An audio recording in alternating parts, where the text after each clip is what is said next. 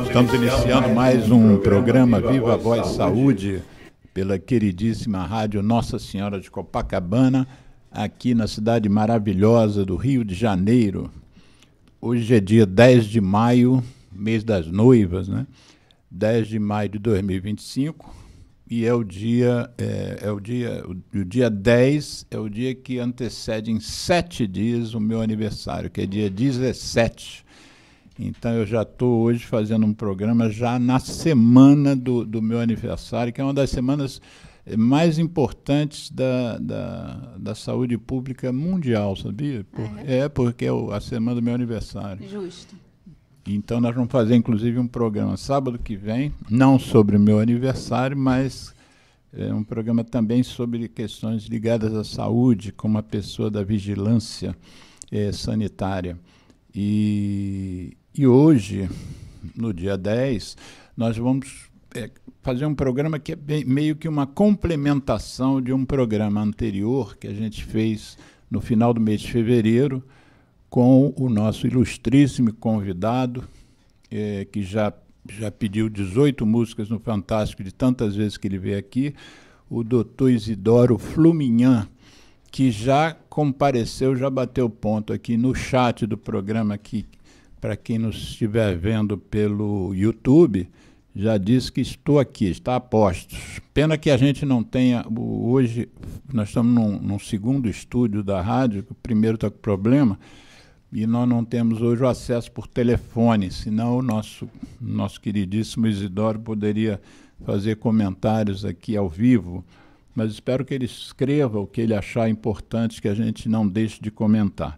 A convidada de hoje é uma pessoa que foi justamente indicada pelo Dr. Isidoro, que é o CEO do Instituto Fluminhano de Medicina, que é uma instituição, né, de saúde aqui em Copacabana, no bairro, e é onde a nossa convidada também dá pinta. A nossa convidada é Paula Barros, nutricionista, graduada pela Universidade Federal do Rio de Janeiro, a UFRJ. Ela tem uma série de pós-graduações e mais notadamente na questão, por exemplo, da ortomolecular, da medicina, do vegetarianismo, que eu inclusive vi no Linktree dela no Instagram, que ela é vegetariana, e também ela trabalha com nutrição clínica, ela também é pós-graduada em nutrição clínica funcional. Eu, quando recebo aqui nutricionistas, eu sempre digo para elas, normalmente mulheres, até eu queria entender isso, mas eu sempre digo a elas que eu me emociono muito, porque minha mãe, minha falecida mãe, era nutricionista também. Eu sou médico, em parte pela influência dos pais, né? Em boa parte. Meu pai era médico e ela nutricionista. Em algum momento do dia, eles trabalhavam juntos num hospital, numa clínica psiquiátrica que tinha aqui no Rio de Janeiro, antiga, muito conhecida à época, que chamava-se Casa de Saúde Dr. Eiras. E ela era nutricionista clínica, e ele clínico geral e cardiologista. E chegava em casa, às vezes, conversando sobre os pacientes que eles tinham em comum, né, naquela unidade, e eu vendo aquilo desde pequenininho. E eu sempre, quando entrevisto uma nutricionista, uma colega, eu fico me lembrando dela, né, que já se foi em 2013, mas já é avançada, 86 anos, ela foi guerreira.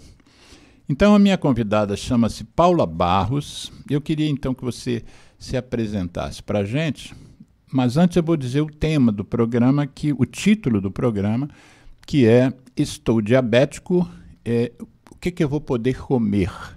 E eu explico esse título como consequente ao programa anterior, que foi Estou Diabético e Agora? E quem respondeu as questões foi o Dr. Isidoro Fluminhan. No caso, esse estou diabético sou eu. Né? Há coisa de 2 meses, eu me autodiagnostiquei, fiz os exames, e o programa anterior com o Isidoro foi justamente esse impacto na vida das pessoas, né? Se descobrir diabético. Dizem que uma quantidade imensa de pessoas está diabético e não sabe que está diabético, né?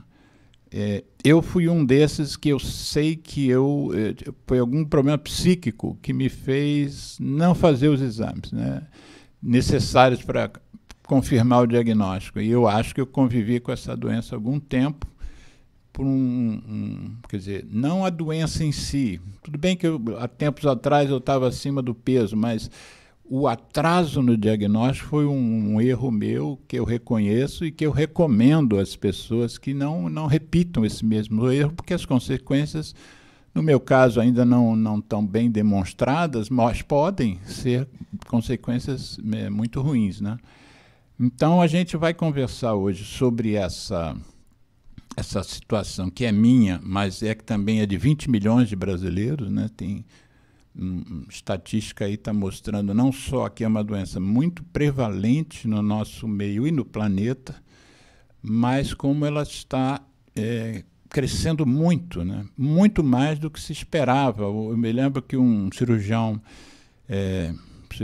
vascular, que também é do grupo do Isidoro, na Associação Carioca de Diabéticos, ele estava conversando sobre as expectativas da Associação Internacional do Diabetes, que seria chegar a um certo número de diabéticos no mundo em 2050, e parece que em 2020 chegou esse número, né?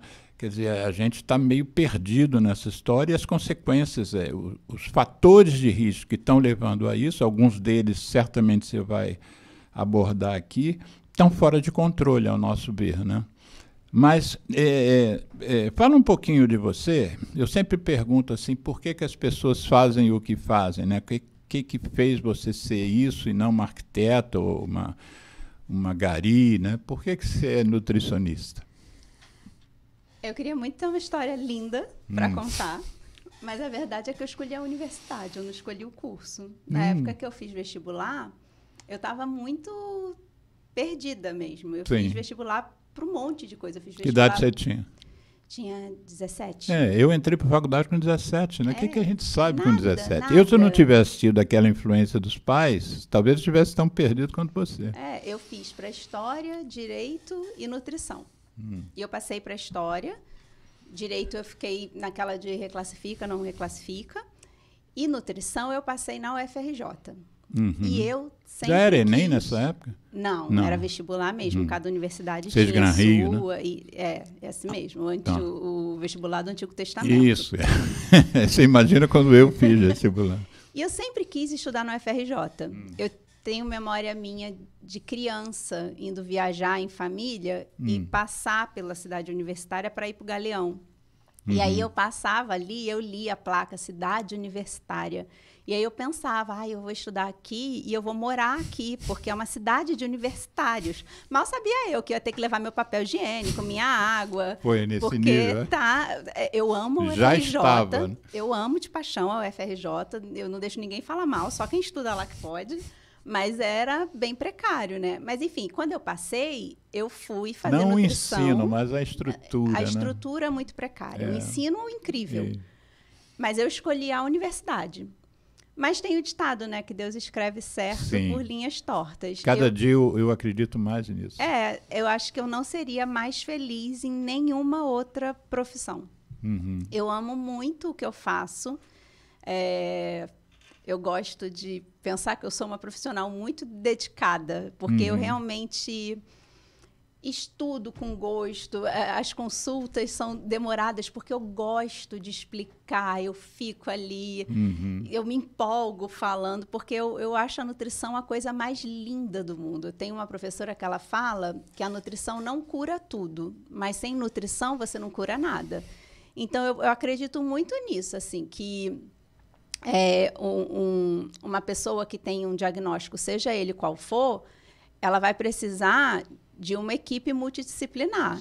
Mas o prato é essencial para que qualquer coisa dê certo. O que ela coloca nesse prato é essencial para que qualquer coisa funcione. Eu estava lendo uma coluna de uma nutricionista no Globo, que, se não me engano, ela é a Prime, o nome dela, em que ela termina a coluna dela no último parágrafo, que tem, eu acho que 2 linhas, ela diz assim: a nutricionista, ou a nutrição não existe para emagrecer as pessoas, mas para estimular as pessoas a terem um relacionamento com o alimento, né?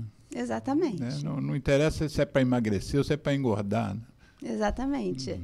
Quando eu fiz o curso, a gente tinha muito essa ideia, né, de que a nutricionista é uma emagrecedora. Eu achava que eu ia ser uma calculadora de dietas e quantas calorias tem nisso, quantas calorias tem naquilo. Mas hoje eu vejo o alcance que a nutrição tem. Às vezes o paciente volta numa consulta e ele não perdeu tanto peso, mas ele está dormindo melhor, ele está rendendo melhor no exercício físico, ele não tem dor de cabeça, ele está sem acne, ele está indo ao banheiro todo dia, evacuando direitinho. E isso tudo baseado na dieta dele. Então, veja quantos ganhos para além do peso. Né? O peso é um ponto, em alguns casos. Né? Falando especificamente de diabetes, é um ponto que a gente tem que ter atenção, sim. A questão do peso é um ponto de atenção. Mas a nutrição vai muito além disso. A gente está falando de qualidade de vida. Todo mundo hoje quer viver muito, mas quer viver muito e bem. Isso. Eu queria já te fazer um convite para um programa posterior, que a gente combina aí, sei lá, julho, agosto.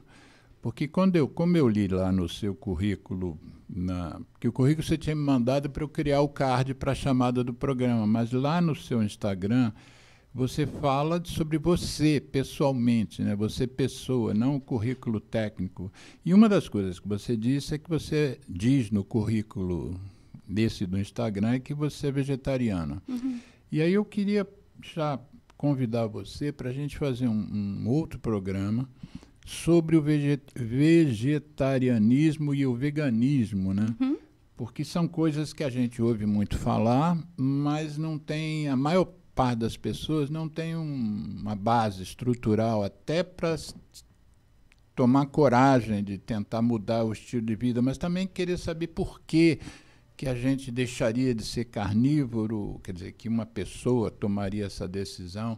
E como você tomou, você já deve ter sido carnívora há tempos atrás, aí a gente faria um programa sobre você e essa mudança e sobre o próprio estilo de alimentação vegetariana. Porque eu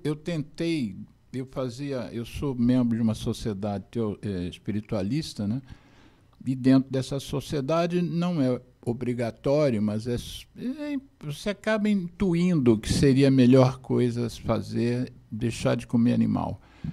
E aí eu me lembro que eu fiz alguns anos, não sei se 2 anos, 3 anos, que eu fui aquilo que chamava de ovo-lácteo vegetariano, né? E aí eu era chefe de um serviço de pneuma no Hospital do Ministério e a gente tinha como referência, a gente era referência num tipo de tuberculose, que é chamada tuberculose resistente. Aqueles pacientes que, por um motivo ou outro, as bactérias deles são resistentes aos remédios. Então, você tem que usar tratamentos muito sofisticados e tal. E eu me lembro que, provavelmente, por falta de formação, eu medrei e voltei a ser carnívoro. Eu medrei no sentido assim, será que minha imunidade vai baixar a ponto de eu não conseguir combater se eu me infectar com essa bactéria que os nossos pacientes têm, né? E aí é uma coisa que eu acabei tomando a decisão, nunca mais voltei atrás, nunca mais pensei nisso, mas aquilo ficou, né? Eu não me lembro assim exatamente hoje dos benefícios que eu tive ou não tive tirando a carne, mas eu vou voltar a esse tema, inclusive, para eu pensar nisso também. Você topa, então? Topo. Então, e é um assunto que eu amo falar, amo estudar. E falando de diabetes, é uma estratégia nutricional bastante interessante. Isso. Então, vamos lá. Eu me vi diabético.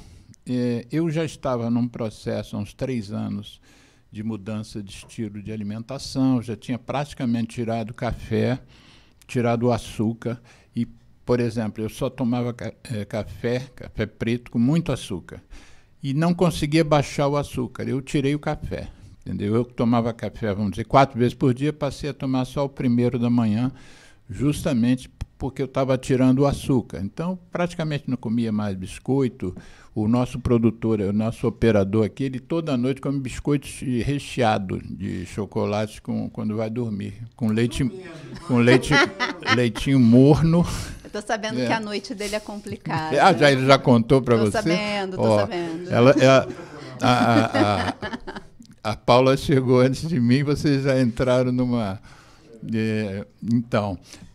e aí eu tinha perdido bastante peso. Então, se o diabetes me fez perder peso, passou desapercebido para mim naquela época. Eu estava fazendo por onde perder peso. Eu estava andando 6 km por dia, que eu tenho um cachorro, que é o meu neto, chamado Capitão Milagres. É um labra-lata imenso, pesa quase 40 quilos, e a gente anda 3 quilômetros de uma vez e 3 quilômetros de noite, né? Então eu estava perdendo peso e tal.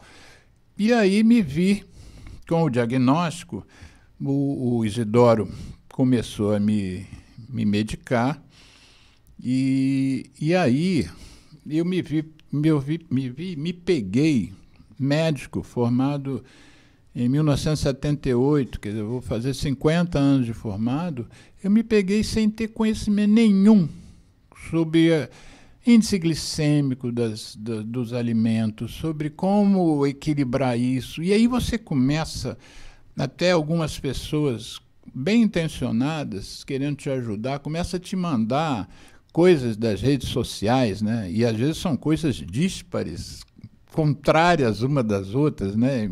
É impressionante a quantidade de informação que as redes têm. Eu intuo, pelo menos pelo que as coisas que eu conheço, as coisas da minha área, eu sei que a boa parte disso é bobagem, né, que vem. Mas, no caso assim, eu comecei a ver, porque não sei o que, se você quiser uma coisa com um índice muito alto de glicêmico, então você tem que botar fibra, porque aí baixa o índice, mas não vem a explicação, né? Você tem que botar fibra. Mas quanto de fibra? É uma colher de chá, uma colher de café, uma concha de aveia? Então a gente fica... Por exemplo, eu trato tuberculose, como eu falei. A gente sabe que o remédio, um deles tem 300 miligramas, o outro tem 500, o outro tem 150. Mas bota fibra na alimentação. A gente não sabe, a gente quer... No caso, vou me considerar leigo agora, né? A gente não tem essa informação. É como naquelas orientações que até muitos de vocês, nutricionistas, dão. Eu até já conversei isso com muitas delas. Já fizemos até um programa aqui chamado Põe no Rótulo, que é um movimento de algumas nutricionistas para que os rótulos sejam mais palatáveis, né? As pessoas entendam. Mas você pega um rótulo, você não tem a menor ideia do que está aquilo. Você não sabe, eu sou médico, eu não sei ler um rótulo. É difícil. Não é? Então vamos partir de uma seguinte premissa. Eu vou me beneficiar, inclusive, disso, que não vou pagar nada a você. Mas vamos imaginar que eu estivesse hoje aqui na sua frente, me apresentando, sou cliente do Isidoro, me encaminhou para você, e acabei de fazer um diagnóstico, estou diabético.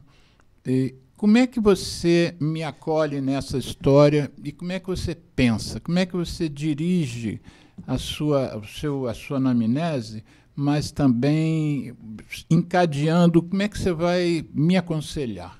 Vamos ver se dá para fazer esse exercício. Primeiro, um trabalho que eu tento fazer com os meus pacientes que têm diabetes é desconstruir uma série de mitos que a gente tem muito fortes no nosso subconsciente. Sim. Né? Não pode comer nada debaixo da terra. Açúcar nunca mais na vida. Como é que é? Não pode comer nada que dá debaixo da terra. Como batata? Batata, beterraba. Esse eu já não conhecia, esse mito. Nossa, mas tem um monte de gente que ainda acredita nisso. Produto diet está liberado, porque não tem açúcar, então não tem problema nenhum. É como se o único problema fosse, de fato, o açúcar em si. Em si. Fala outros mitos, então, para eu aprender mais. Tem esse que não pode comer nada debaixo da terra, que dá debaixo da terra. Que produto dietético não tem problema nenhum. Fala-se muito de índice glicêmico, quando, na verdade, a gente tem que pensar mais em carga glicêmica do que em índice, porque ninguém come alimento isolado. Seu almoço é só arroz? Não é. Você come arroz, feijão, um bife, uma salada. E a carga glicêmica... O que eu vejo o povão comendo nos PFs durante o almoço, aquele trabalhador que sai da obra e vai comer no pé sujo, que eu adoro pé sujo. Não precisa ser nem pé sujo de unha pintada, eu gosto de pé sujo. Mas eles comem arroz, feijão, macarrão e farofa. Esse é outro mito também, que não pode de jeito nenhum juntar 2 carboidratos. Né? Então, desconstruir muitos desses mitos, porque a nutrição tem que ser muito individualizada. Tá. Cada organismo vai reagir de um jeito, cada organismo vai responder, de certa forma, a um determinado alimento. Sim. E são conceitos que já caíram por terra. As pessoas têm pavor da beterraba e a pobre coitada tem a quantidade de carboidrato, sei lá, de chuchu, de abóbora, sabe? Porque ela é doce, né? Pois é, e tá lá demonizada. Por que ela é doce se não tem açúcar? Quer dizer, se a carga não é alta? Da composição dela. Ela tem o açúcar ali natural dela, tanto que tem uma forma de extrair açúcar de beterraba mesmo. Mas ela, no alimento in natura, a quantidade de carboidrato não é diferente de outros legumes que as pessoas não acham ruim. O Isidoro comentou no programa que a gente fez sobre a batata doce, né? Porque o nome é batata doce, mas ela não tem um índice glicêmico maior do que a batata inglesa ou baroa. Doce, né?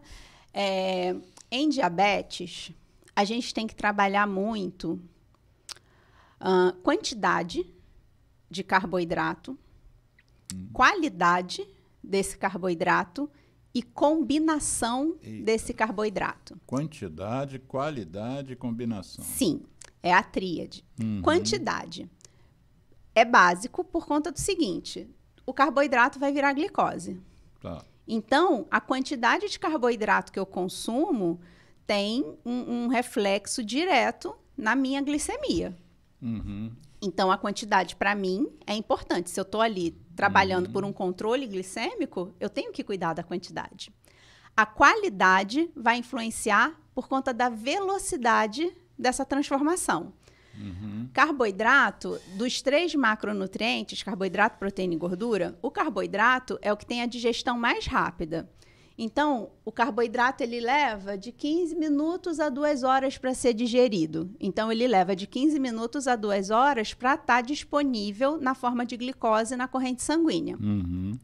É igual a história das drogas, né? Quanto mais a droga tem poder de chegar ao cérebro mais rápido, mais vicia. Né? No caso do carboidrato, essa glicose caindo muito depressa na corrente sanguínea vai provocar um pico de glicemia e vai demandar uma resposta desse pâncreas que talvez ele não esteja apto a dar.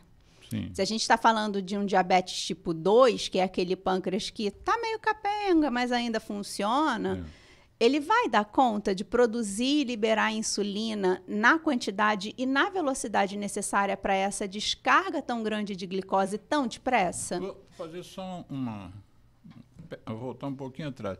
Essa sugestão que você fala de quantidade, você só está se referindo à pessoa que já é diabética, ou se a pessoa usar a quantidade, não sendo diabética ainda, pode ser até que nem venha a ser nunca, mas se ela usar uma quantidade de carboidrato, ela está plantando uma falência do pâncreas, se sempre for uma carga alta de carboidrato.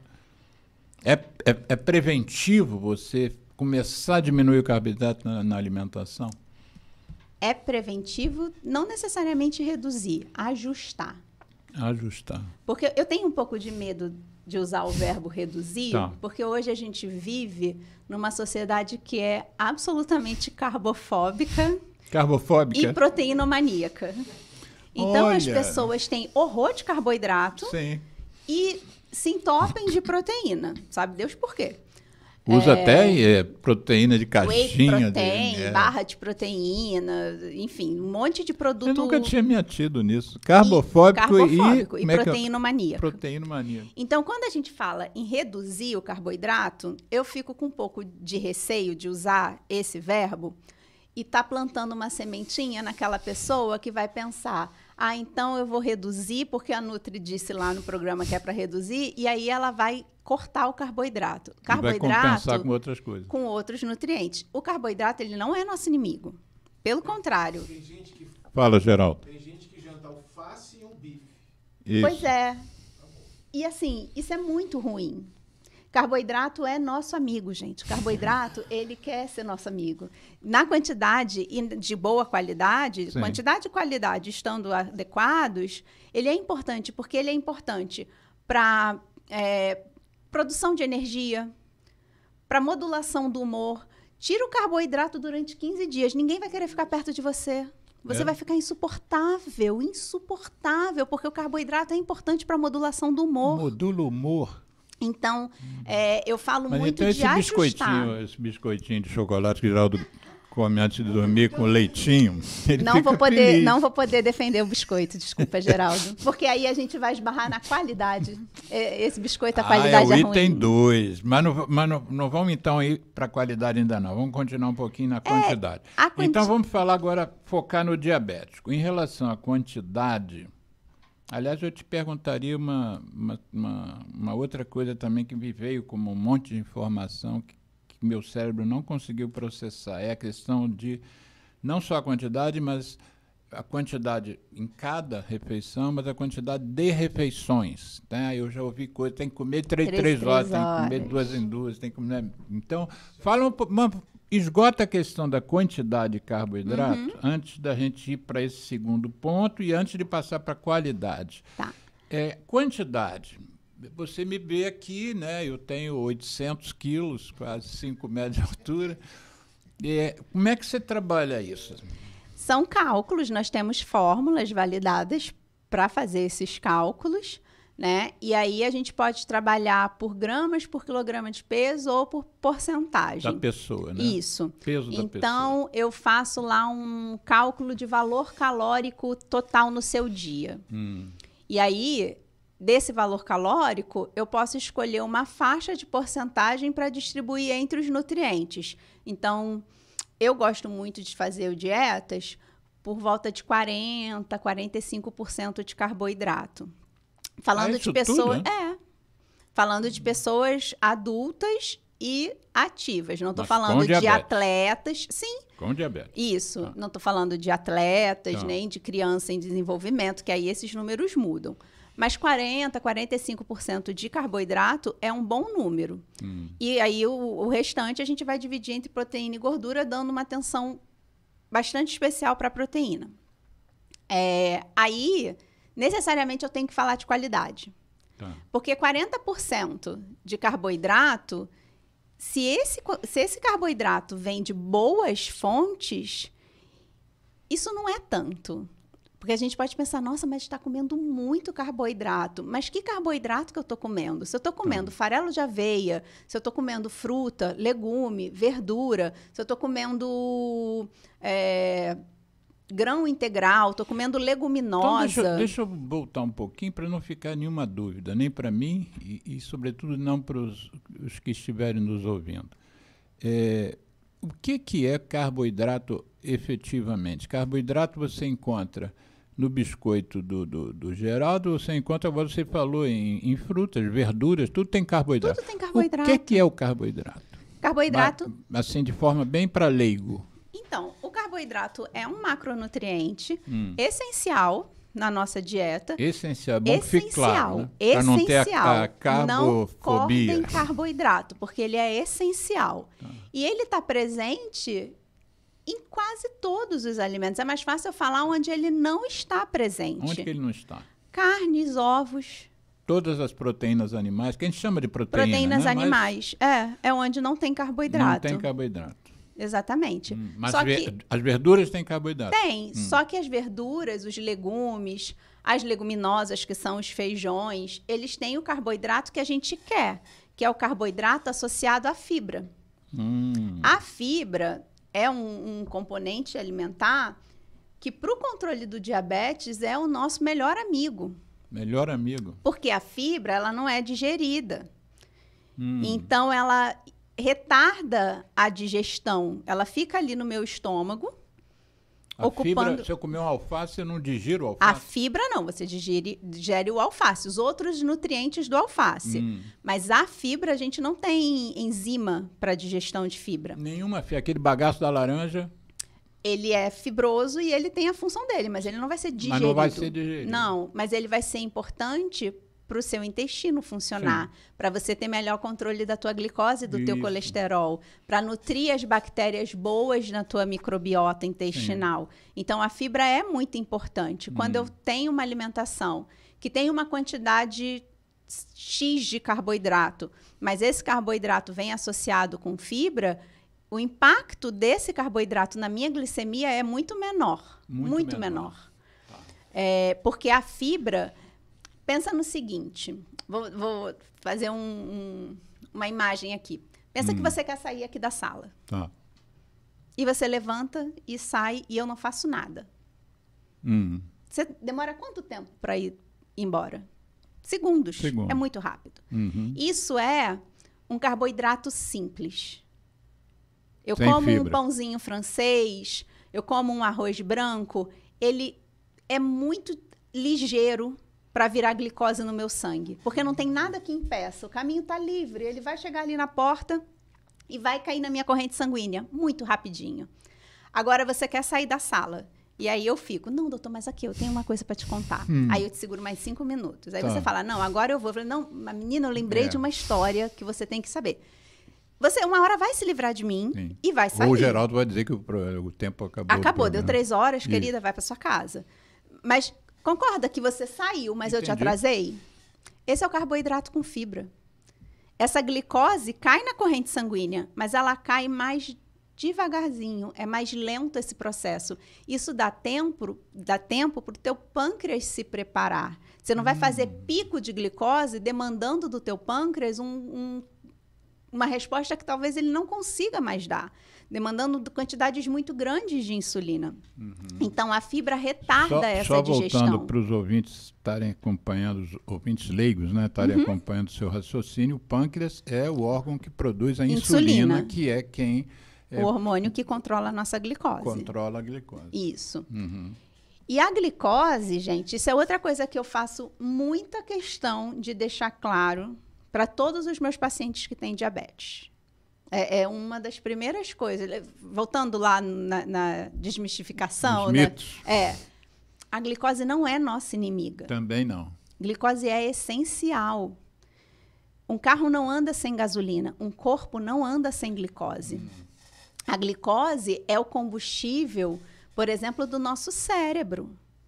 Por isso que hipoglicemia, que é a quantidade de glicose muito baixa no sangue, é tão perigosa, porque eu estou privando o meu cérebro do único combustível que ele reconhece.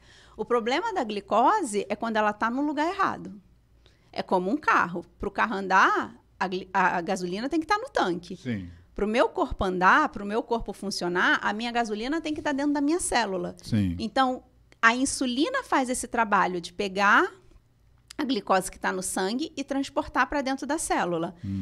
A questão do diabetes não é a glicose que é má. Não, é que ela não está conseguindo ser transportada para onde ela deveria por conta de uma baixa produção de insulina ou de nenhuma produção de insulina, no caso de diabetes tipo 1.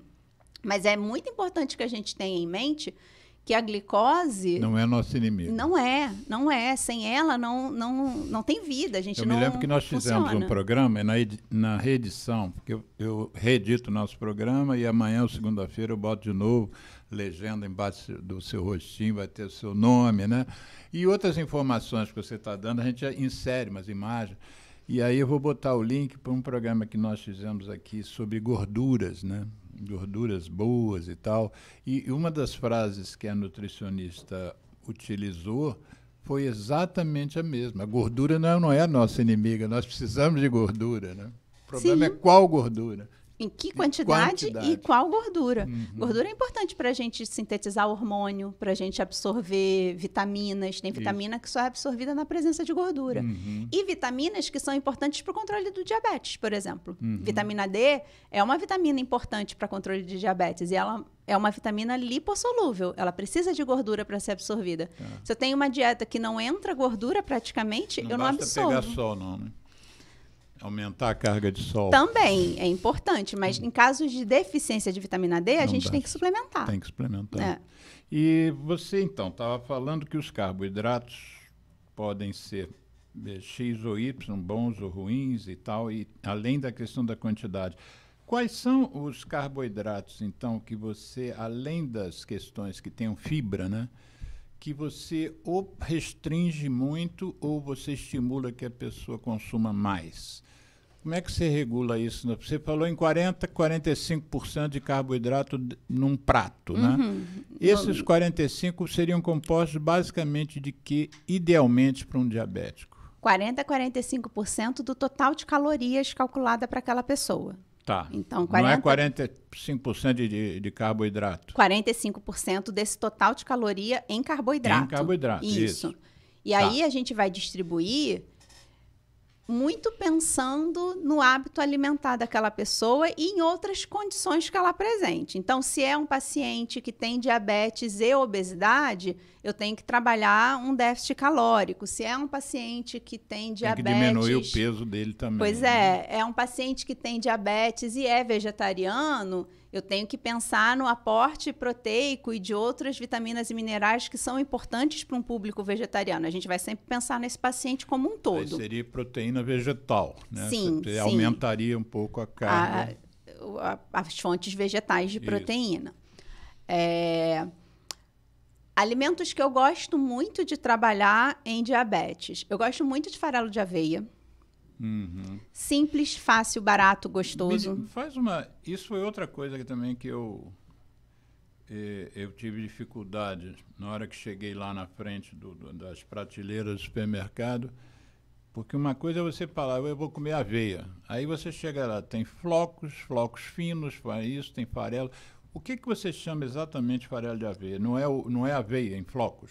Não, é a parte de dentro dela. Então, é como se tivesse mais fibra. E está escrito lá na caixinha, tá na caixinha, farelo de aveia. É melhor do que você ficar comendo aveia. Não, aveia é boa também, mas pensando numa estratégia para diabetes, talvez o farelo seja mais interessante, porque como ele tem mais fibra, esse carboidrato vai ter menos impacto. Então, eu acho que a opção, por exemplo, a minha opção a partir de agora é começar a comprar farelo de aveia. Eu gosto. Vou gastar dinheiro, vou comprar aveia, já compro eu gosto muito de trabalhar com farelo de aveia. O preço é mais ou menos o mesmo, só de curiosidade. Não varia muito, não. Uma coisa que aí vai variar muito de um paciente para o outro, né? Tem isso também, assim. Eu prezo muito pelos gostos, pela história do meu paciente. Sim. Sabe? Que é uma coisa que, te interrompendo mais uma vez, eu fiz pós-graduação e interrompi a convidada. Isso é uma coisa que assusta muito a gente quando recebe o diagnóstico, no sentido de, acabou agora. Por isso que o título é esse, né? O que eu vou comer? O título do nosso programa. O que eu vou poder comer? Porque a gente começa a fazer 1000 fantasias que a vida ali acabou. A partir daquele momento... Não vou comer mais nada do que eu gosto na minha vida. Acabou tudo. E não precisa ser assim. Então, a depender da quantidade, das combinações que a gente faz, a gente consegue manter boa parte do que o paciente gosta, do que ele sente prazer em comer. É óbvio, se você chega para mim dizendo que come 3 fatias de torta de limão todo dia, eu não tenho como manter isso. Tomar leite moça no canudo. Não tenho como manter isso. Mas dentro de uma estrutura, eu consigo negociar muito com o paciente para deixar aquela estratégia confortável para ele, né? Então, tapioca. A tapioca é um carboidrato paupérrimo em fibra. É isso que já me disseram também. Tapioca tem muito carboidrato. E não tem nada de fibra. Mas, gente, se a tapioca é importante para aquela pessoa, por que eu vou tirar? Será que eu não estou jogando mais contra que a favor da gente tirando essa tapioca, porque pensa comigo, eu viro para você e falo, então, doutor Alexandre, ó, nunca mais na vida o senhor vai comer tapioca. E você ama tapioca, você não vai voltar na próxima consulta, porque você decide que nutrição, alimentação saudável não é para você, porque cortou coisas importantes para você. Ou então você volta na consulta e mente.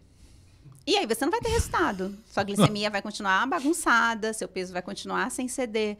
Ainda então, cobra da nutricionista, eu não estou perdendo então, peso. o que está acontecendo? Você não trabalha direito.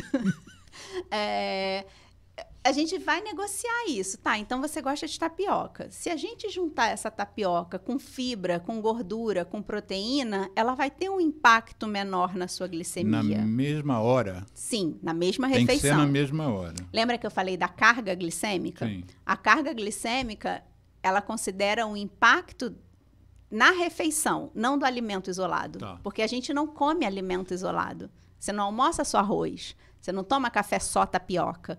Você come arroz com outras coisas, tapioca com outras coisas. Então, tipo assim, no dia que vai comer arroz, porque tem gente que gosta de arroz, e no dia que vai comer arroz, não come batata, naquela refeição.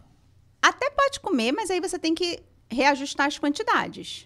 Sei lá, e a nutricionista calculou para você 5 colheres de sopa de arroz. Você não vai poder colocar 5 colheres de sopa de arroz e mais a batata. Então, você bota 3 de arroz e 2 de batata, você faz um reajuste, né?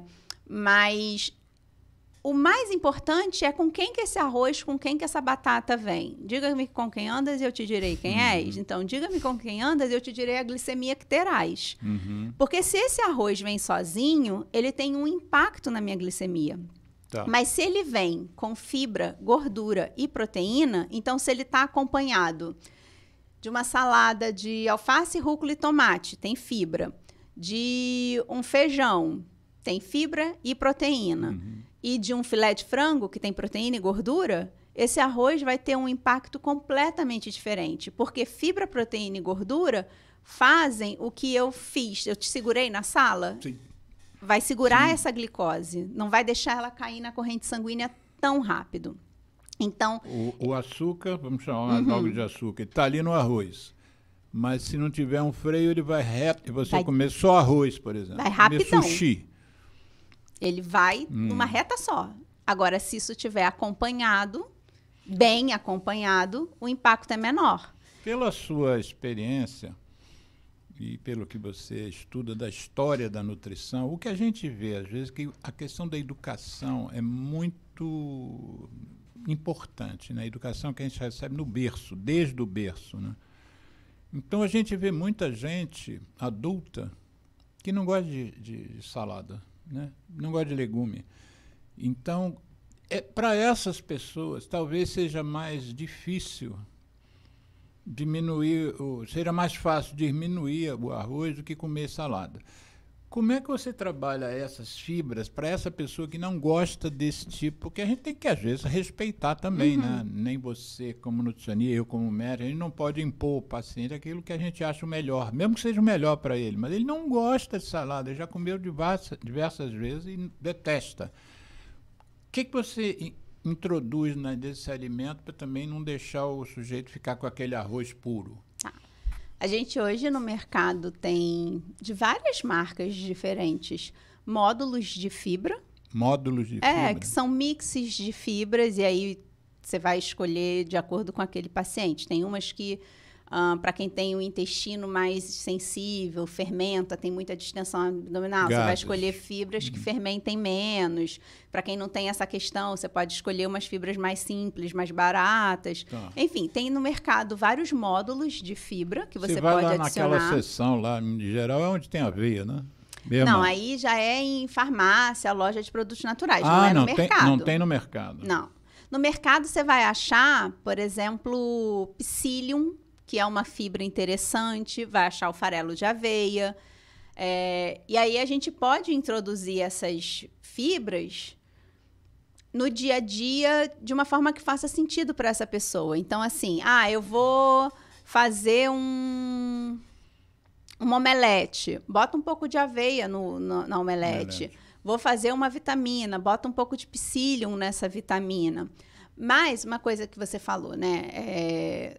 Educação. O profissional de saúde, ele tem que promover educação. E eu, enquanto nutricionista, tenho que promover educação nutricional.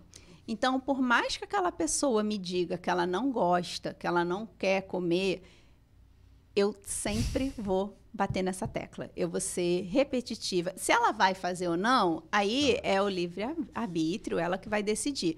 Mas eu vou sempre dar alternativas. Eu brinco que é a introdução alimentar do adulto, é a reintrodução alimentar. Então, maneiras de introduzir vegetais para a pessoa que não é apaixonada por vegetais. Então, vai fazer um molho de tomate... Não é apaixonado, está pegando leve. Tem aversão. Vai fazer um molho de tomate, liquidifica uma abobrinha no meio. Vai fazer arroz, bota uma couve-flor triturada no meio, bota alho poró no meio... Vai fazer feijão, liquidifica um pouco desse caldo com abóbora, com cenoura. Então, são maneiras da gente introduzir hortaliças meio que escondido, meio que ali camuflado. E aí, a pessoa vai se acostumando com esses paladares e aí se sente apta a dar passos mais ousados. Em vez de botar cenoura no feijão, começa a comer a cenoura fora do feijão numa salada. É realmente... passinha de formiguinha. E funciona. Eu vejo isso na prática. Eu já peguei paciente meu que só comia alface e tomate. O que você come de hortaliça? Alface e tomate. E aí, não, querida, assim não tem como ficar. Vamos aqui, vamos tentar isso. Faz uma receita e bota isso. Faz essa receita que eu te sugeri e acrescenta assado. E aí, assim, não é que essa pessoa hoje vá na feira e compre jiló. Sim. Não. Mas, assim, a gente saiu de um universo de 2 hortaliças para 15. Sim. Uma pessoa que comia verdura 2 vezes na semana para 5. Então, tem muito impacto na saúde dela. Eu acho que, pelo menos eu gostaria que... Já ficou em mim, mas eu gostaria que a mensagem que você está passando ficasse realmente para todos os que vão acompanhar o programa agora... ou que vão acompanhar depois, que vai ficar no YouTube, a ideia de que o que nós estamos falando agora, nesse momento, que você acaba de dizer, é o seguinte: se você tem um problema de metabolizar a glicose por causa de uma deficiência crônica do pâncreas, no caso do diabetes tipo 2, mas você gosta de comer certas coisas, você precisa, para o seu próprio bem, e para continuar comendo essas tais certas coisas, você precisa adicionar outras que vão fazer com que aquelas tais, por exemplo, como uma batata. O Isidoro, ele diz que a batata não tem problema nenhum, mas ele tem uma bronca de batata frita, né, Isidoro? O Isidoro, ele detesta batata frita, ele diz que batata frita é uma bomba de lipídios, de gordura, mas a batata em si é um bom alimento, né? Mas se você gosta de batata, controla com uma outra coisa que vai fazer, como você diz. Eu acho que esse exemplo que você deu, de eu saindo na porta em 1 segundo e eu ficando na sala um pouquinho antes de sair, quer dizer, o alimento que tem açúcar, não despeja esse açúcar de uma vez. Qual é a história do pico glicêmico? Por que o pico glicêmico é uma coisa assim que deve ser evitada? Porque... evitador. Pensa comigo, caiu uma quantidade muito grande de glicose no sangue. Sim. A glicose não pode ficar no sangue, porque, lembra, o lugar dela é dentro da célula. Isso. Quem vai transportar essa glicose para dentro da célula é a insulina. Se eu estou falando de um organismo não diabético, eu estou fazendo o meu pâncreas trabalhar fazendo hora extra. Ele funciona, mas eu estou sobrecarregando ele. Então. Se eu tenho histórico... se eu tenho outros fatores de risco, que garantia que eu tenho que daqui a alguns anos esse pâncreas não vai falir? Então, eu estou me expondo a um risco de abrir um quadro de diabetes tipo 2. Mas eu ainda tenho uma produção que dá conta desse recado. Agora, eu estou falando de um pâncreas já diabético. O pâncreas do diabético tipo 2, ele produz insulina, mas ele produz menos do que esse organismo precisa. Ou, às vezes, é uma insulina que não funciona direito, mas não funciona no sentido de que esse organismo não é tão sensível à ação dessa insulina. Então, esse pâncreas precisa produzir mais para dar conta do recado. Sim. Esse pâncreas não vai conseguir, porque ele já tem uma limitação de produção. Então, essa glicose vai ficar onde? No No sangue. E ela circulando no sangue, ela vai lesionar vasos, ela vai lesionar nervos. E aí vem as comorbidades associadas ao diabetes. Então, evitar esses picos de glicose no sangue isso é importante porque evita que eu curse com comorbidades. Tá. Né? Por isso que combinar bem os alimentos é tão importante. É a estratégia mais inteligente para quem tem diabetes, porque você não vai ter pico de glicose no sangue. Quando a gente vai fazer uma pausa do primeiro para o segundo bloco, a gente volta no segundo bloco com esse gancho que você está dando, no sentido da quantidade de vezes que a gente deve se alimentar também, né? Porque se você passa o dia inteiro sem comer e de repente come uma quantidade um pouco além do normal, porque você está com fome, né? Não digo o dia inteiro, mas você foi, primeira refeição às 3 horas da tarde, aí você vai comer uma quantidade para saciar a fome. Sim. Isso vai gerar um baita pico de glicose. Antes da gente ir para o intervalo, deixa eu fazer aqui ler aqui alguns comentários. A Clara Fonseca diz que Paula é uma excelente profissional.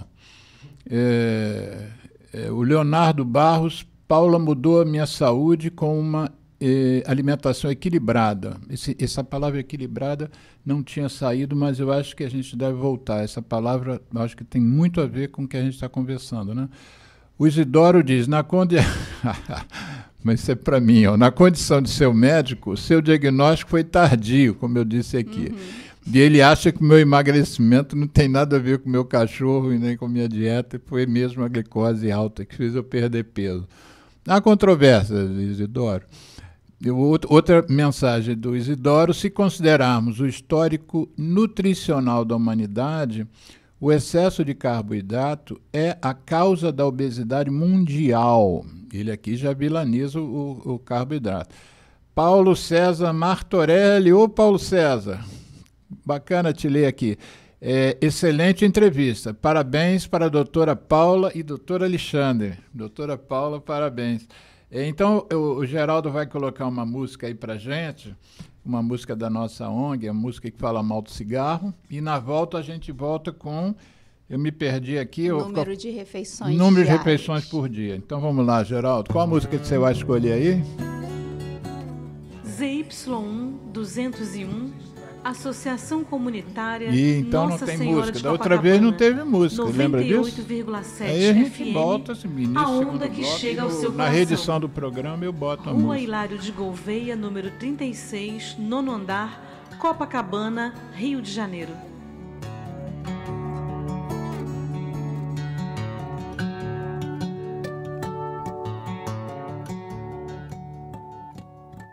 Eu me chamo Tony Garrido, junto de Vange Souza, a gente convida a dizer não ao cigarro, não ao tabaco.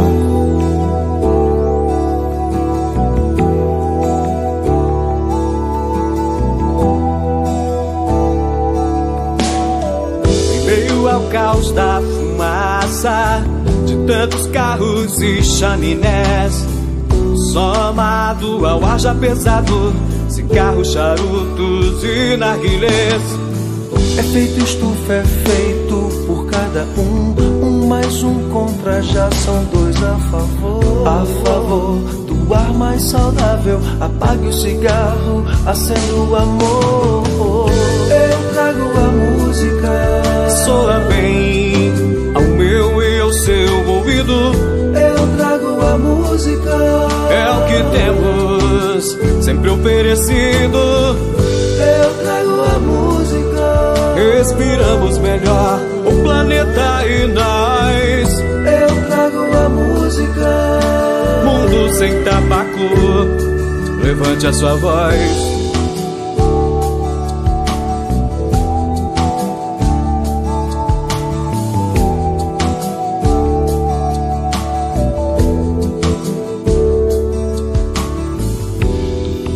Eu trago a música, soa bem ao meu e ao seu ouvido. É o que temos, sempre oferecido.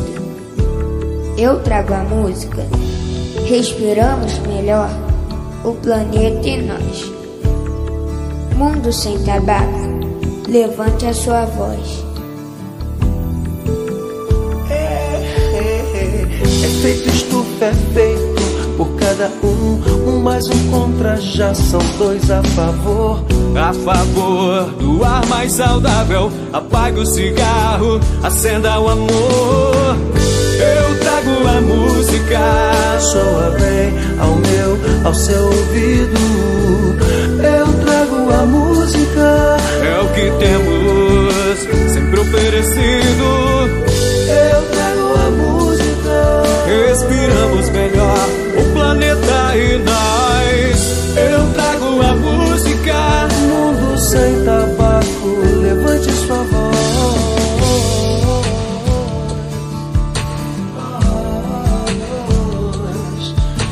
Levante a sua voz. Levante a sua voz. Eu trago a música. Respiramos melhor, o planeta e nós. Eu trago a música. Mundo sem tabaco, levante a sua voz. Eu me chamo Vange Souza, junto de Tony Garrido, a gente te convidou a dizer não ao cigarro, não ao tabaco.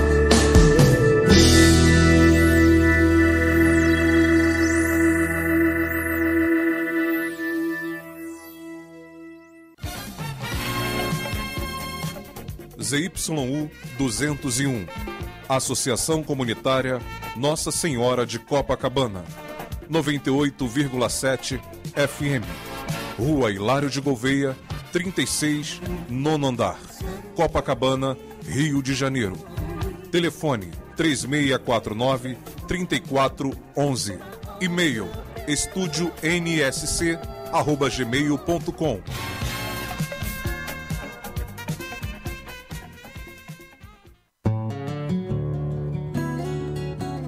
ZYU 201, Associação Comunitária Nossa Senhora de Copacabana, 98,7 FM, a onda que chega ao seu coração. Rua Hilário de Gouveia, número 36, nono andar, Copacabana, Rio de Janeiro.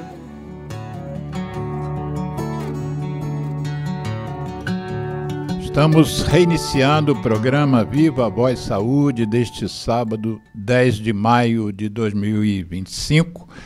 O título do programa de hoje é Estou Diabético, o que eu vou poder comer? A nossa convidada, ilustre e apaixonada pelo que faz, é a nutricionista Paula Barros, que é graduada pela Universidade Federal do Estado do Rio de Janeiro, com várias pós-graduações na área, e nós estamos conversando sobre alimentação em geral e, mais especificamente, a alimentação do paciente que tem hiperglicemia, notadamente o diabetes tipo 2, que é justamente o meu caso. Meu é 2. O diabetes tipo 1 não é que a pessoa nasça com diabetes tipo 1, mas é uma coisa que vem normalmente na infância. E ele é 1. Ele é 1, veio do pai dele, né? Diabetes tipo 1 é autoimune, né? O pâncreas combate ele próprio. Isso. Então, normalmente, o diabetes tipo 1 trata com insulina, o tratamento mesmo, direto. Porque não tem, o pâncreas não produz a insulina nesse caso, né? Aí nós estamos conversando, quem estiver vendo o programa a partir de agora, nós interrompemos o bloco primeiro e a nossa convidada deixou um gancho, que é a pergunta que eu fiz, que é como é que se trabalha a questão do horário de comer, quantas refeições por dia, porque existe muita informação e às vezes desinformação também. Como é que a gente deve trabalhar? Como é que eu devo trabalhar isso? Eu sou, vamos dizer, voltando aqui à nossa consulta gratuita que você está me dando, Eu sou dessas pessoas que, se eu pudesse não comer de manhã, não comeria. Sabe como é que é? Pula o café da manhã Pula, sem sofrer. só o cafezinho.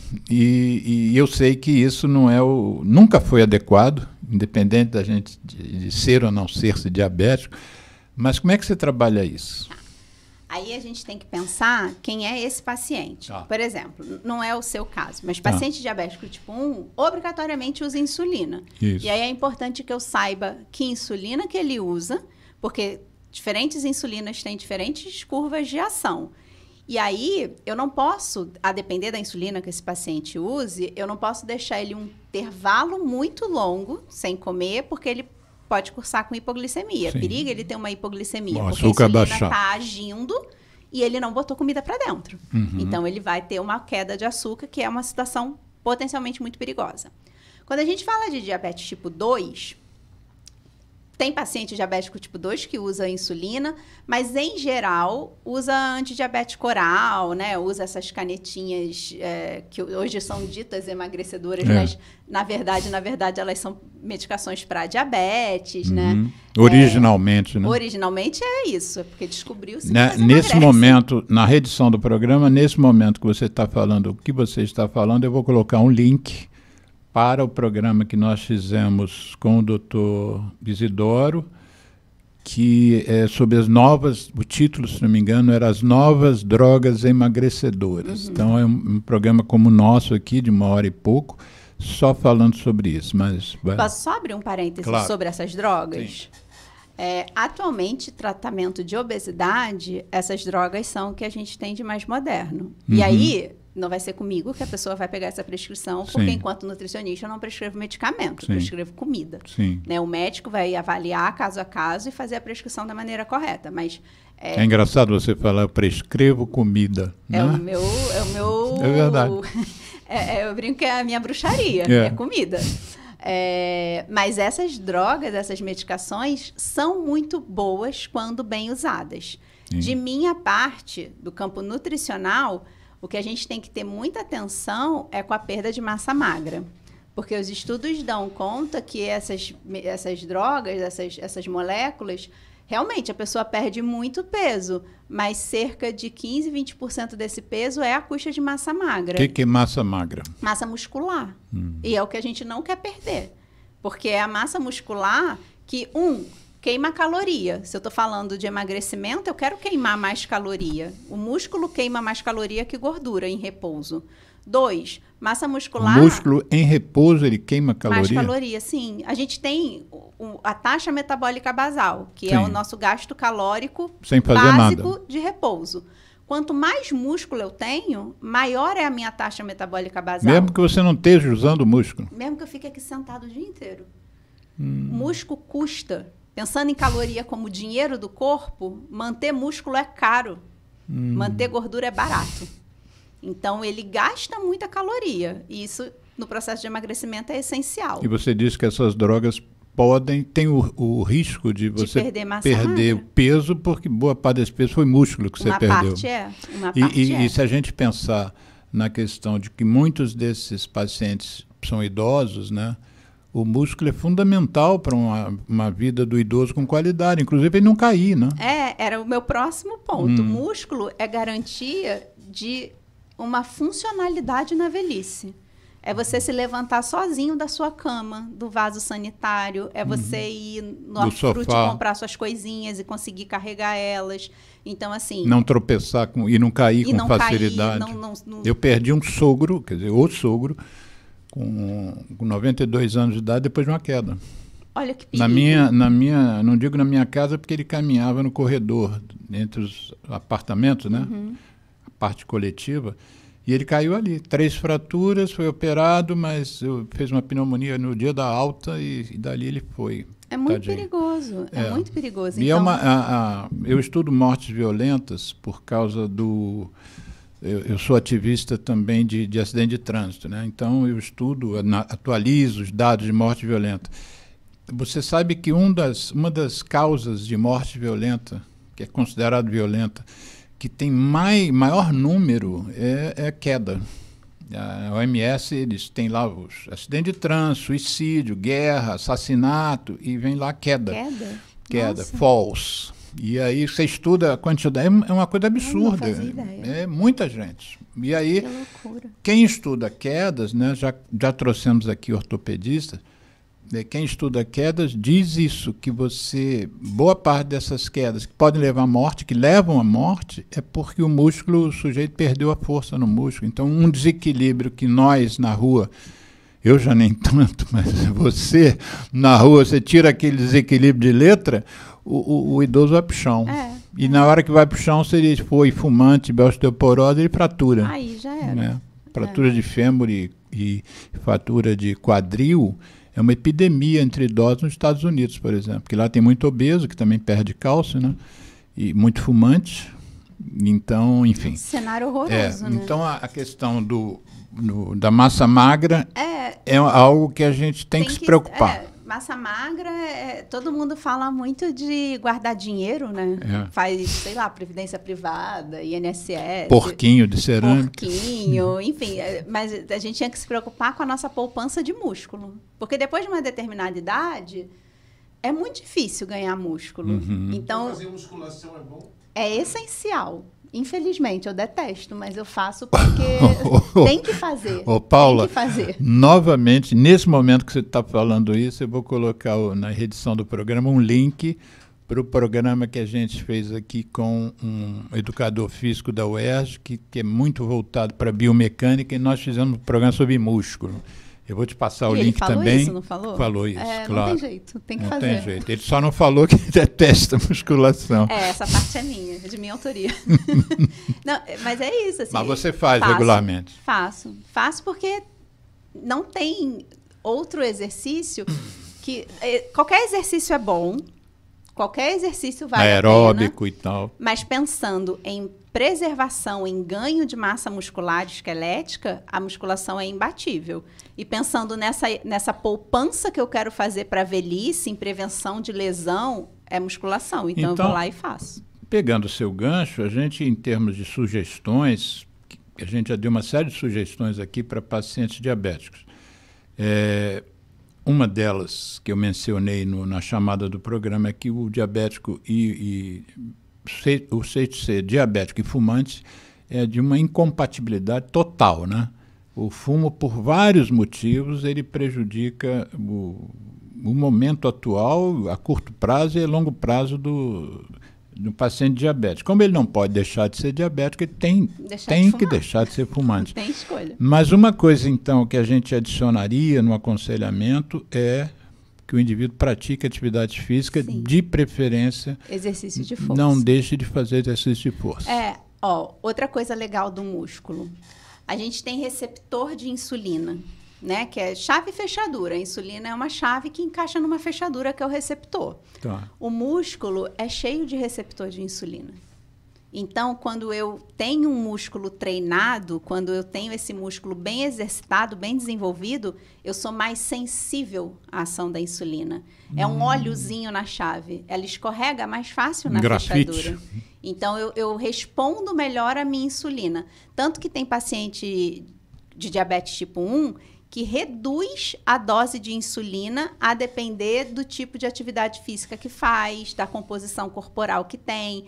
Ter muita gordura no corpo faz com que você fique mais resistente à ação da insulina. Uhum. E o contrário, ter muito músculo no corpo faz com que você fique mais sensível, mais aberto à ação dessa insulina. Isso é um termo que se usa muito e para o leigo talvez não seja um termo que ele esteja acostumado. Fala um pouquinho sobre isso que você acabou de falar, que é a resistência insulínica. Eu acho esse modelo da chave fechadura sensacional para entender. A insulina é uma chave e ela tem que encaixar numa fechadura. Tá. Se eu ficar com uma fechadura que emperra, eu vou ter que fazer mais força ali. Uma hora vai encaixar, mas não foi mais difícil, não foi mais sofrido? Uhum. É isso. E no nosso corpo, né? Se o pâncreas mandou uma chave e não encaixou direito, ele automaticamente já começa a mandar outras, porque ele fala, uma hora tem que abrir. Uma hora ele fica produzindo insulina. Isso sobrecarrega ele, porque ele vai estar trabalhando, fazendo hora extra. Uhum. Né? Então, resistente, o organismo resistente à ação da insulina é aquele organismo que ele produz insulina, mas é uma insulina que não consegue trabalhar como deveria, porque ela não tem um cenário que favoreça o trabalho dela. Tá. Então, ela tem muita gordura para atrapalhar o trabalho que ela tem que fazer. Tem outras condições que podem atrapalhar. O tabagismo é uma delas. Né? Então, a resistência à ação da insulina é quando o corpo ainda produz a insulina, mas ela não consegue desempenhar a função dela por conta de um desencaixe. Esse receptor não está tão receptivo quanto deveria. Né? E uma das maneiras de a gente aumentar a nossa sensibilidade à ação da insulina é trabalho de massa muscular. Tem outras maneiras, tem maneiras dietéticas de fazer isso, né? Tem alguns nutrientes como vitamina D, cromo, selênio, que também melhoram a nossa resposta à ação da insulina.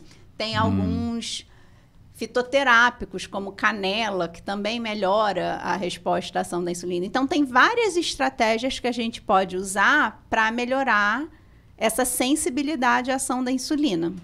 Eu tinha ouvido falar assim, não sei se foi uma dessas coisas de rede social, mas a história da canela, inclusive sugerindo que se você for comer alguma coisa, bote canela.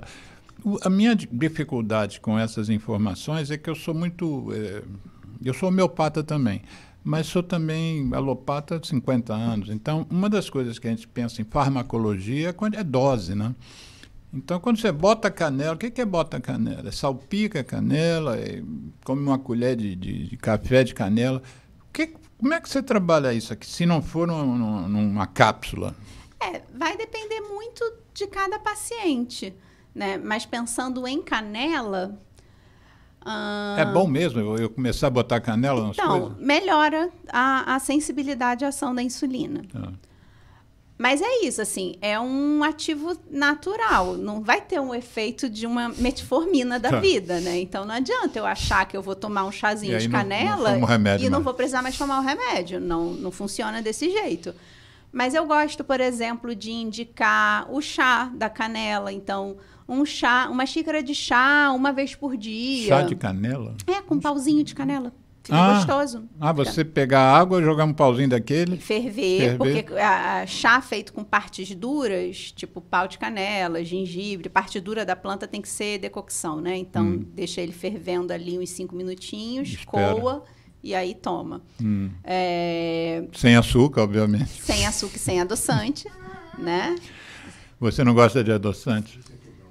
Não é o meu best friend, não somos muito próximos. Fala, mas Geraldo. Eu sou contra. O doutor Isidoro perguntou aqui, bebidas com adoçantes, qual é a opinião da nutricionista? Eita, olha aí. Então, a minha questão com adoçante é, primeiro, que adoçantes que estamos falando? A gente tem uma classe de adoçantes artificiais, sacarina, ciclamato, aspartame, acesulfame, e uma classe de adoçantes naturais. Xilitol, eritritol, talmatina, maltitol, estévia. Não dá para a gente extrapolar estudos feitos em cobaias para seres humanos. Isso a gente sabe. Mas tem alguns estudos que mostram que em doses mais elevadas, esses adoçantes artificiais podem não ser tão interessantes assim para a saúde. Então, nunca é a minha primeira escolha. Mas não dá para extrapolar. Mas não sobrecarrega o pâncreas. Não. No sentido da insulina. Não, mas a gente está pensando em outras coisas. Então, por exemplo, sucralose e microbiota intestinal. Tem estudo que sugere que ela pode piorar um pouco a qualidade dessa população bacteriana no intestino. Então, esses adoçantes artificiais, eles nunca são a minha primeira escolha. Porque eu penso no seguinte... Eu pego um paciente que convive com diabetes há 10 anos e ele ainda tem uma expectativa de 30 anos. São 40 anos tomando adoçante. Eu não vou optar por um adoçante que eu não sei até que ponto que isso não faz mal. Então, eu acabo optando por adoçantes naturais. Seriam esses, né? Estévia, xilitol, talmatina, eritritol. E aí, a gente vai avaliar cada caso. Por exemplo, se é uma paciente que tem muito desconforto abdominal, que tem gases, que estufa muito, eu não sugiro o xilitol, porque é um adoçante que fermenta. Aí eu vou para Estévia. Ah, mas eu não gosto do sabor da Estévia. Tem algumas marcas que não têm sabor residual, mas outras têm. Nós aqui não recebemos patrocínio, porque rádio comunitária não pode receber patrocínio. Então, eu me sinto até com liberdade para te pedir. Fala o nome comercial de um xilitol desses. Várias marcas têm. Então, A fala Linha um que você tem. lembra. A Linha? Linha tem. Aí, mais na parte de marcas de suplemento, né? Vitafor, Essential, Nutrify, tem adoçantes à base de xilitol. Adoçantes chamados que você chama de naturais. Isso, eles são à base de fermentação de Quando a gente cana, usa beterraba. os artificiais, você não é que contraindique, mas você não sente Não segura. é a minha primeira opção. Tá. E aí, o que Porque eu eu negocio? usei estévia, umas gotinhas de estévia no café e eu não consegui. Tem uma marca? Achei amargo demais. Tem uma marca que talvez você se dê bem, que chama Color Andina. Nunca ouvi falar. Color Andina. Color Andina? Ela não tem sabor residual. Não tem sabor residual, mas adocica? Sim, deixa docinho. E esse é o nome comercial? É a marca. É uma estévia da marca Color Ah, Andina. é uma estévia. Isso. Color Andina. Vou experimentar. Porque se Tenta é essa. da classe dos adoçantes naturais... Porque sabe, deixa eu fazer uma outra coisa assim de... que eu sofri no início do meu diagnóstico, é uma coisa assim, fala-se mal, não sem razão, das bebidas adocicadas, né? Refrigerantes e outras, suco de caixinha. Então vamos tomar um suco de laranja, né? Aí lá, por exemplo, no supermercado lá da minha casa, tem lá uma garrafinha de meio litro de suco de laranja. Mas aí o diabético também não deve tomar meio litro de suco de laranja, porque a concentração de açúcar é muito grande, né? Então, isso é outro choque assim, de realidade que a gente tem, que a gente sempre acha que o suco é natural, que o suco vem da fruta, 100% fruta, porque a lei brasileira, esse suco de caixinha de laranja, ele pode ser chamado de suco de laranja se tiver 1% de laranja, só 1%. Né? O resto é água, açúcar, tá, 1%, mas o suco de laranja é 100%. E aí, qual é a carga de um meio litro de suco de laranja em termos de glicose? Aí vamos lá. Precisa beber meio litro de suco de uma vez? Tá. Primeira pergunta. E aí eu imagino que a resposta seja não. Imagino que não precise. Tá, então quero beber algo. O que eu posso beber que não vai ter tanto impacto na minha glicemia?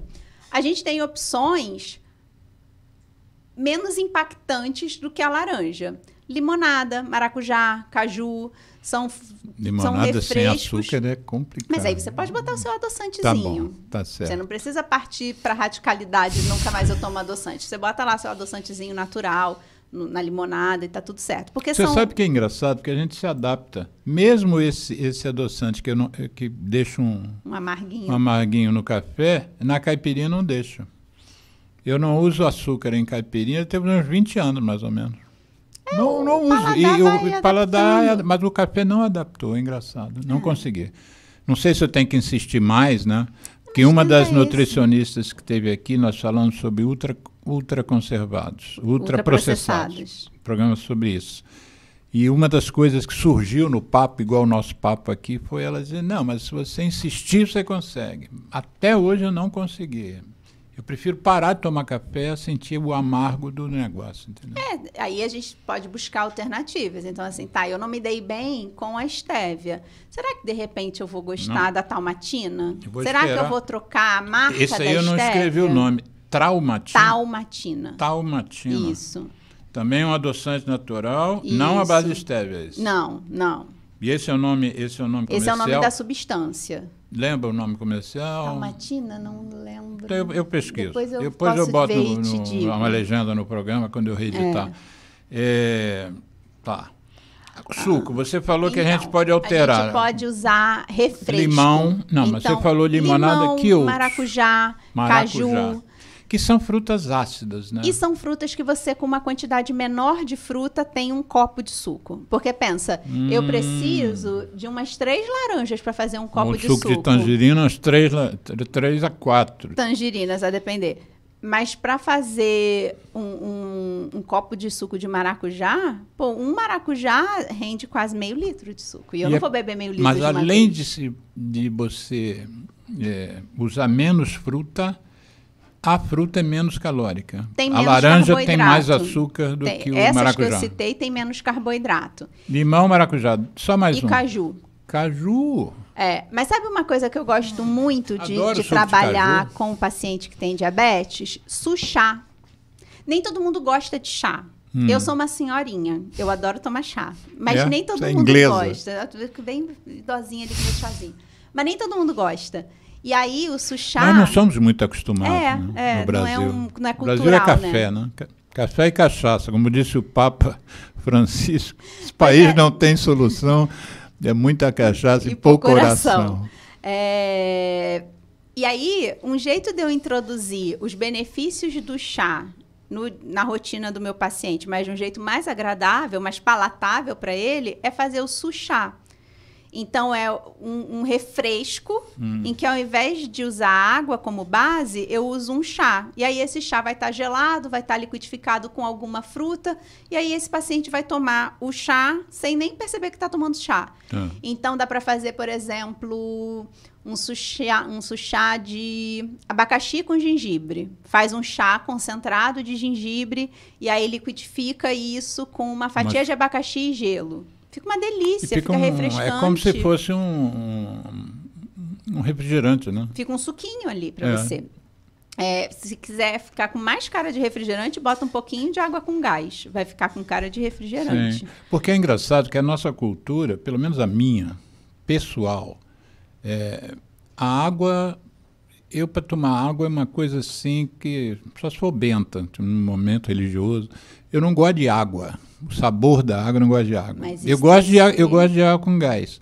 Mas a água comum, dessa que sai do filtro, que você compra em supermercado, eu não gosto de água. A água não me atrai, não sei por... Tempera ela. Bota pau de canela, bota cravo da Índia, bota folhinha de hortelã... Para ter um sabor, né? Bota rodela algo de que eu me adapte, né? De repente eu não gosto de canela, mas gosto de gengibre. Pois é, e aí você tem ali algum benefício daquele ingrediente que você escolheu e é um jeito de você estar consumindo algo que você não estava tão interessado, mas você tornou em algo mais... Não, porque no meu caso, como eu não gosto de água, eu acabo usando bebidas... sem açúcar, mas são bebidas industrializadas. São né? ICT, zero açúcar. Ultraprocessado. E aí, a gente tem que pensar no seguinte, nem tudo é número, nem tudo é caloria, nem tudo é carboidrato.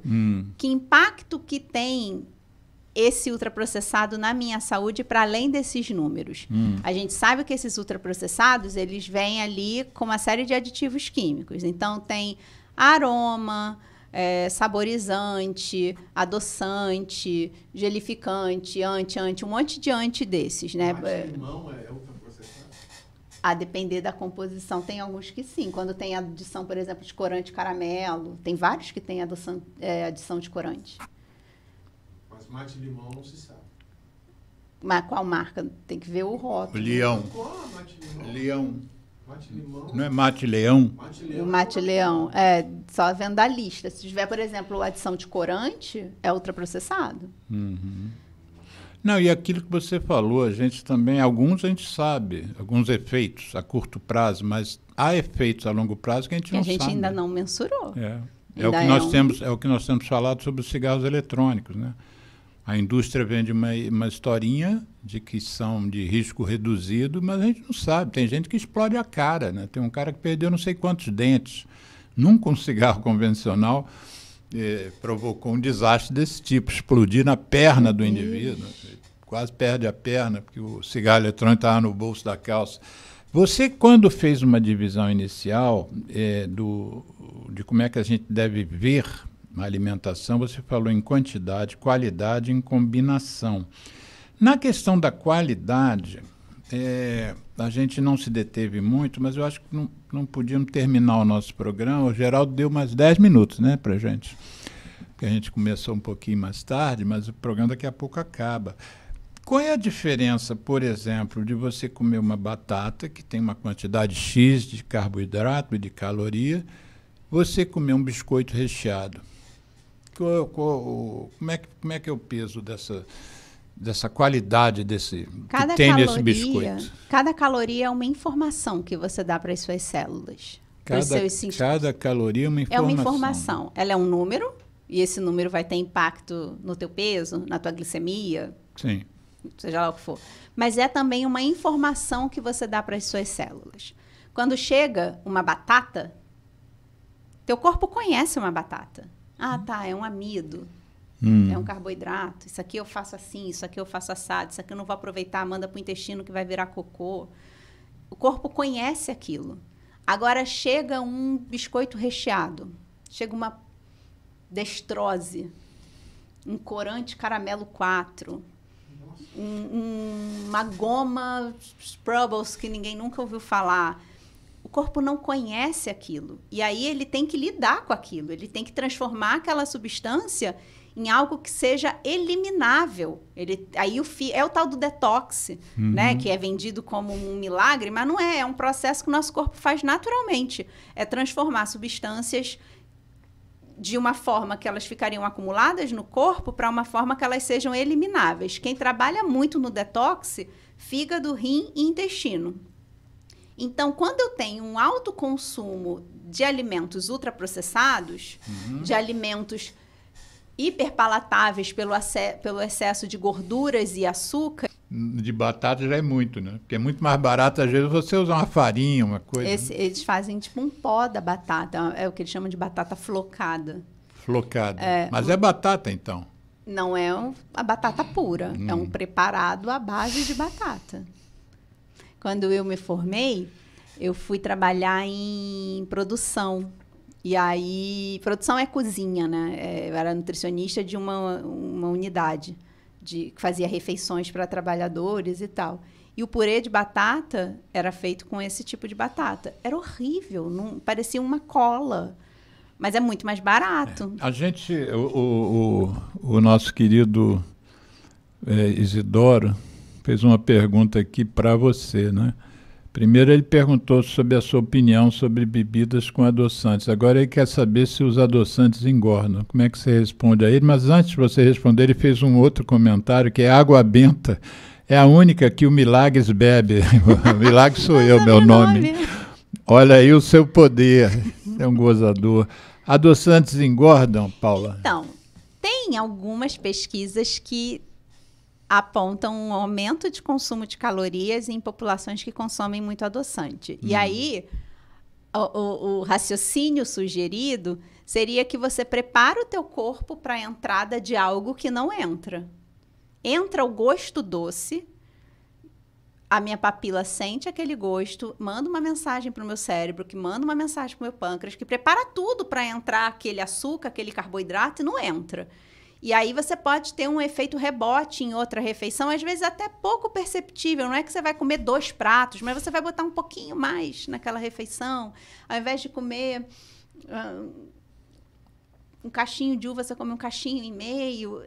Às vezes é muito sutil. Então a ação é quase que psíquica. É que tem essa mensagem. Você tentou trapacear o neurológico, né? Isso. E o corpo não gosta de ser trapaceado.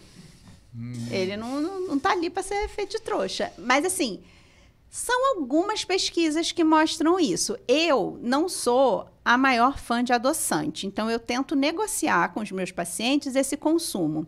Eu acho que a gente já consome adoçante meio que involuntariamente em muita coisa. Você vai num restaurante, você está meio que amarrado, só tem o mate leão 0, e aí você vai beber. Né? Então, assim, o que eu tento fazer com meus pacientes é assim, em casa, use o mínimo possível e deixa essa cota para usar na rua, quando não está na tua mão. Por outro lado, tem o 8 e tem o 80. Por outro lado, por exemplo, uma vez por semana, eu trabalho com tuberculose em Duque de Caxias.